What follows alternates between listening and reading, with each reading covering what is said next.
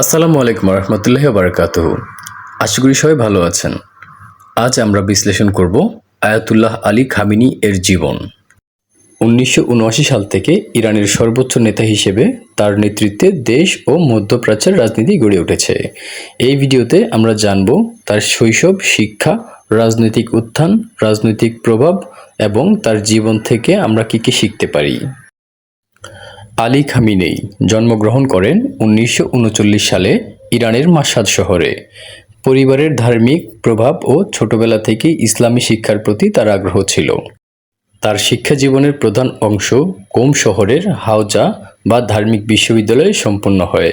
শিক্ষকরা তাকে কঠোর, ধৈর্যশীল এবং রাজনৈতিক সচেতন হিসেবে মূল্যায়ন করেছিলেন।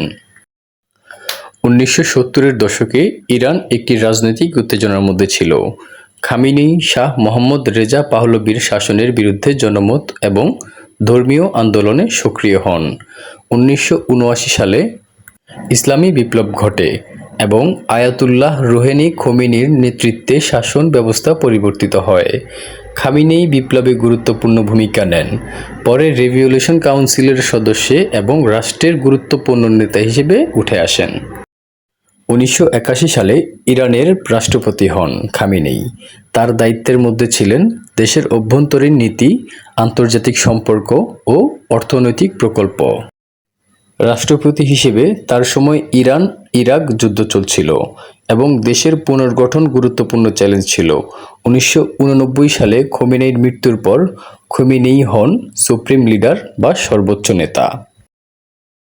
সুপ্রিম লিডার হিসেবে খামেনি এর ক্ষমতা শুধু রাজনৈতিক নয়, ধার্মিক ও সামরিক ক্ষেত্রেও বিস্তৃত।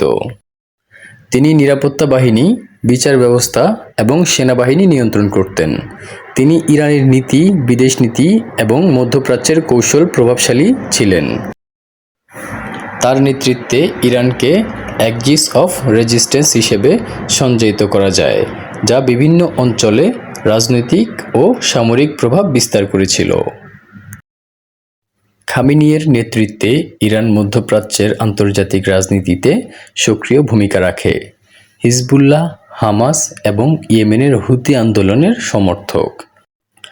পারমাণবিক ইস্যুতে পশ্চিমা দেশগুলোর সাথে দ্বন্দ্ব, যুক্তরাষ্ট্র ও ইসরায়েলের সাথে বিরোধ, এগুলো ইরানের আন্তর্জাতিক কৌশলকে দৃঢ় করেছে এবং মধ্যপ্রাচ্যকে উত্তাপ রেখেছে।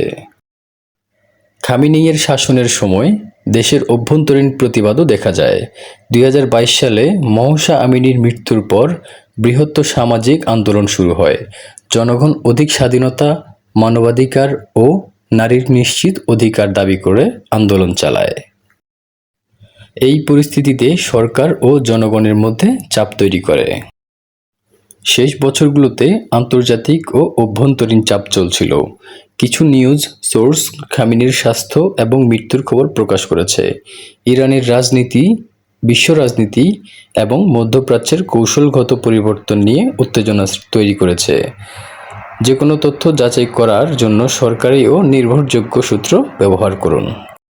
খামেনির পর পরবর্তী নেতৃত্ব এখন ইরানকে রাজনৈতিক মূল আলোচনার কেন্দ্র করেছে। অ্যাসেম্বলি অফ এক্সপার্টস নতুন নেতা নির্বাচন করবে। দেশের অভ্যন্তরীণ ও আন্তর্জাতিক নীতি পরিবর্তন হতে পারে, যা ভবিষ্যৎকে নতুন দিশা দেখাবে। আয়াতুল্লাহ আলী খামেনি ইরানের ইতিহাসে এক দীর্ঘ সময় ধরে গুরুত্বপূর্ণ ভূমিকা রেখেছেন। তার রাজনৈতিক সিদ্ধান্ত, ধর্মীয় আদর্শ এবং আন্তর্জাতিক প্রভাব আজও বিশ্ব রাজনীতিতে প্রভাব ফেলে। আজকের ভিডিওটি এই পর্যন্তই। আশা করি ভিডিওটি ভালো লেগেছে। যদি ভিডিওটি ভালো লাগে অবশ্যই লাইক করবেন এবং আপনার মতামত কমেন্টে জানাবেন এবং আরও নতুন নতুন ভিডিও পেতে চ্যানেলটি সাবস্ক্রাইব করতে ভুলবেন না।